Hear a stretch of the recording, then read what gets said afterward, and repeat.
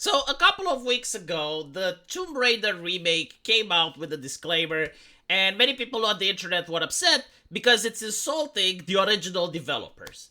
And the original developers helped make my childhood great. Like, Tomb Raider was a game that I remember playing with my friends on a laptop. It brings me a lot of nostalgia and amazing memories. So, these greedy, woke developers, they want to cash in on that.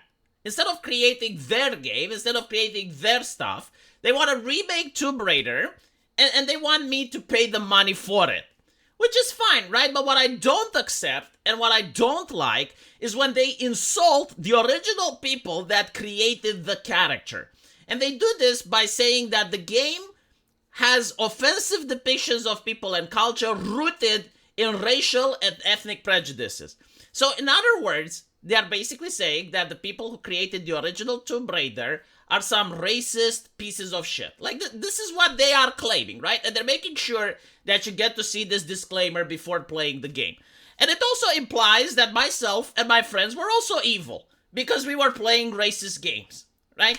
So, a lot of people on the internet complained. And of course, when you complain about something, immediately you get the backlash on Twitter going, it's like, oh, but why do you care? Why does it matter? It's just a black screen. Are you a snowflake? Oh, are you a snowflake? Are you so fragile that you care? Okay, right. So this is like their commentary. It's like, why do you care, Brigade? But someone figured out that you can actually remove the screen, right? You can actually take away this screen and still play the game. So when that happened, immediately they removed it, right? Like they banned it from the forum because apparently they do care. They do care so much. They do care a lot. Like if it's something that doesn't matter, right? If it's just a black screen that's like there for legal reasons, like surely removing it isn't going to upset anyone, right? So the mod got banned. Again, like a mod is something that you install on your personal computer in the sanctity of your own bedroom where you can have boot sex, unlike the Democrats who do it in the Senate.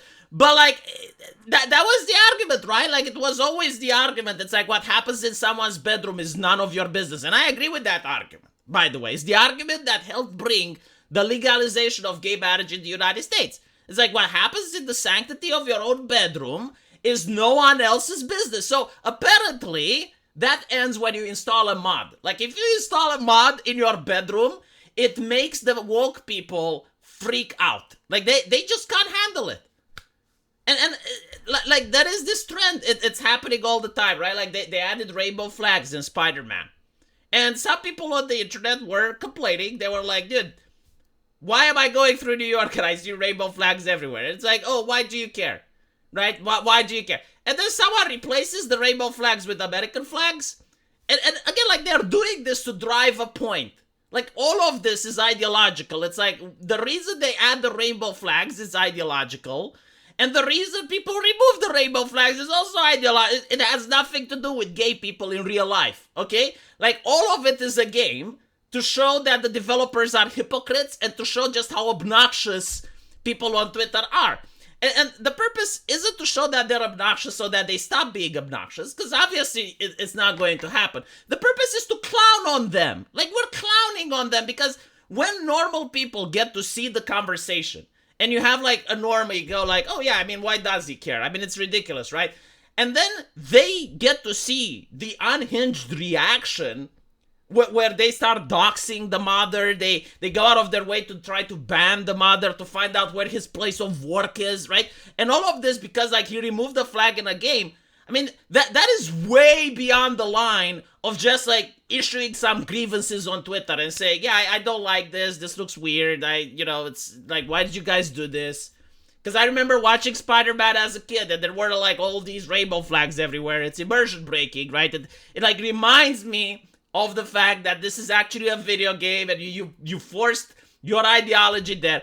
And again, like take into account that I remember when they made I think it was Siege. Yes, like Siege came out. And they had something that looked very similar to a Kekistani flag. Like it wasn't even that, but it was kind of similar. Immediately people on Twitter complained. Immediately it was removed. right? So it's like when it's their stuff, they're very hypersensitive to it. Like they're very, oh, you're dog whistling, you're doing all of this thing, right? But when the majority of gamers are complaining, like for example, making the developers of Lara Croft and saying that they're racist bigots, right? Like most people that grew up with Lara Croft, they don't like that. They don't appreciate the way you're treating their childhood heroes. So they're going to voice their concerns. I mean, it's completely natural, right? And your response to that is like, why do you care? And then you ban the mods that just removed this. And what you do is that you gaslight and you take their legitimate concerns and you're watering down. It's like, oh, it's just like a black screen. Why do you care?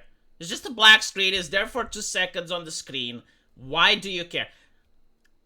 But when it's their shit, they care a lot. Right? Like all of a sudden, oh, the okay sign was done at BlizzCon. Immediately they threatened that person. And Mortal Kombat had Johnny Cage do the okay sign. Immediately they banned it. Like they only care when it's issues that the left complains about it on Twitter, right? Like you can have 5 leftists bitch on Twitter and immediately they change it. But when you have millions of customers complaining, immediately you ban it, you suppress it, you make it so that it goes away.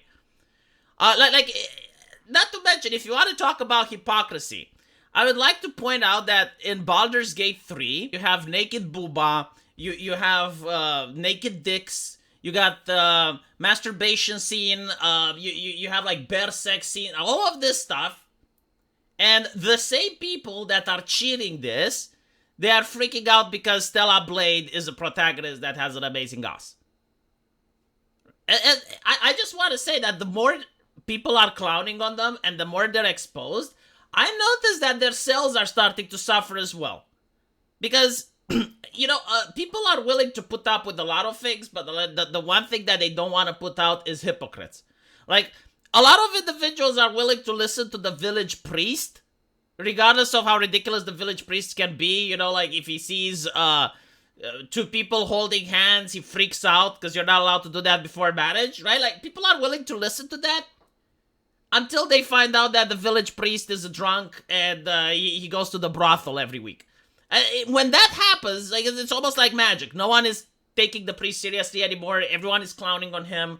Like, all of his authority is gone. This is why it's important to constantly point out the double standard and the hypocrisy. Again, it's not because they will stop, like the priest won't stop moralizing, but the villagers are more likely to not listen to him. It's like, okay, so this guy is just on a power trip. Like, he doesn't genuinely believe in God. He's not actually a good Christian. He's just on a power trip, and he's doing this for other reasons than what he says.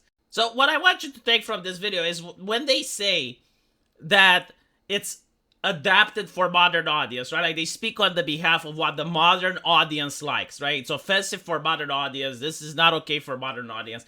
What they actually want to say is that they are the ones that should dictate what the modern audience believes.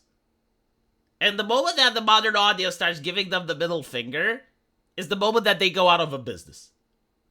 Let me know what you guys think. And as usual, I will see you in the comment section. Take care.